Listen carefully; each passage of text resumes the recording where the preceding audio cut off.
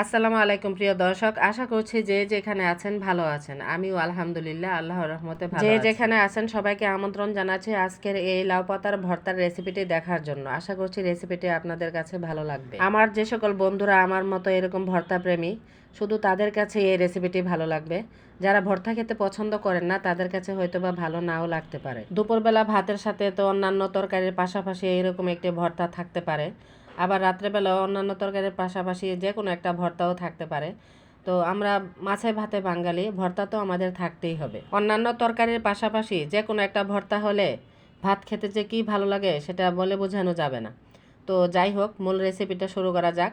প্রথমে আমি কয়েকটা লাউ পাতা নিয়েছি, আর লাউ পাতাগুলো একদম ফ্রেশ কচি লাউ পাতা হতে হবে। এক টুকরা মাছ আর এক মুঠ পেঁয়াজ আর কয়েকটা কাঁচামরিচ আর রসুন কোয়া দিয়ে আবার উপরে কয়েকটা লাউ পাতা দিয়ে তো কড়াইটার মধ্যে সামান্য লবণ দিয়ে ঢাকনা দিয়ে বসিয়ে দিয়েছে। আমি কোনো প্রকার পানি দেইনি।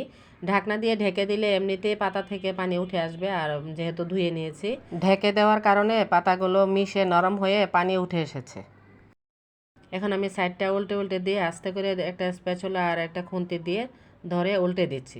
ভেতরে একসাথে মাছ আর পেঁয়াজ রসুন আর কাঁচামরিচ সবগুলো সিদ্ধ হয়ে যাবে। এই যে দেখুন, খুব সুন্দরভাবে আমি উল্টে দিয়েছি। আমার প্রিয় দর্শকদের কাছে আমার অনুরোধ, প্লিজ ভিডিওটির কোনো অংশ একটু স্কিপ করবেন না। যদি স্কিপ করেন তাহলে কোনো অংশ বাদ পড়ে গেলে ভর্তাটা কিভাবে করতে হয় তাহলে বুঝবেন না।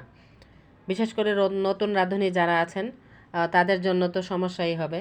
তো যাই হোক, এইভাবে আমার রেসিপিটি ফলো করে তারপরে একদিন ভর্তা বানিয়ে খেয়ে দেখবেন, সবাই খুব মজা করে ভাত খাবে।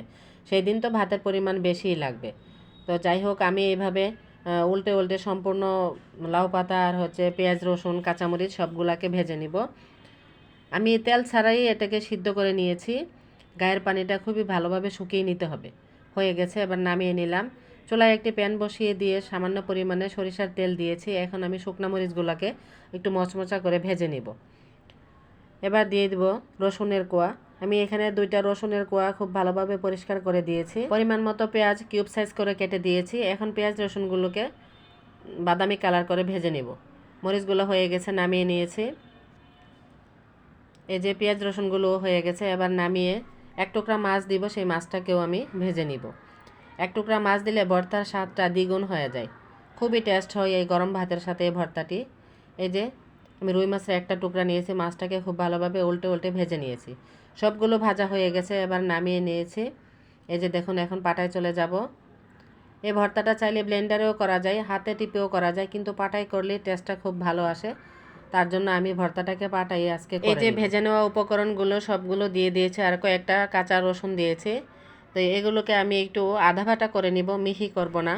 লাউ পাতাটাকে একটু মিহি করে বেটে নেব, এটা আধা ভাটা রাখা যাবে না।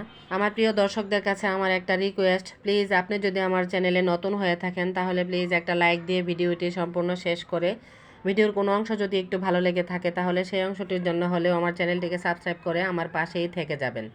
অলরেডি যারা সাবস্ক্রাইব করেছেন সেই সকল বন্ধুদেরকে জানাই আমার অন্তরের অন্তঃস্থল থেকে অসংখ্য ধন্যবাদ। ভেজে নেওয়া মাছের টুকরাটাকে নিয়ে এসেছি। এবার কাঁটাটাকে ফেলে দিয়ে আবার ছোট ছোট কাঁটাগুলো যে আছে সেগুলোকেও বেছে নিব।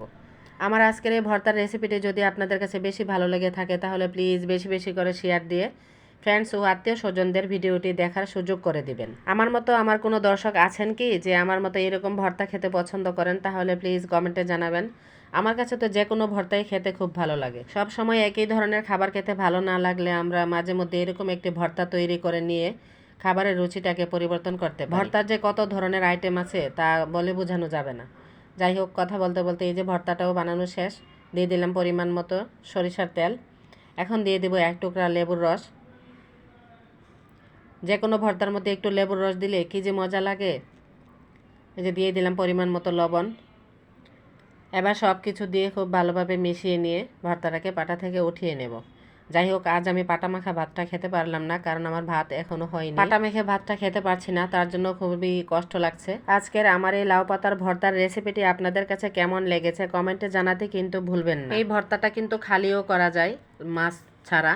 তো যাই হোক, মাছ দিয়ে দিলে ভর্তার স্বাদটা দ্বিগুণ হয়ে যায়। আপনারাও একবার এভাবে ট্রাই করে দেখবেন। আবার কথা হবে পরবর্তীতে অন্য কোনো নতুন ভিডিওতে। সেই পর্যন্ত সবাই ভালো থাকুন, সুস্থ থাকুন। আল্লাহ হাফেজ।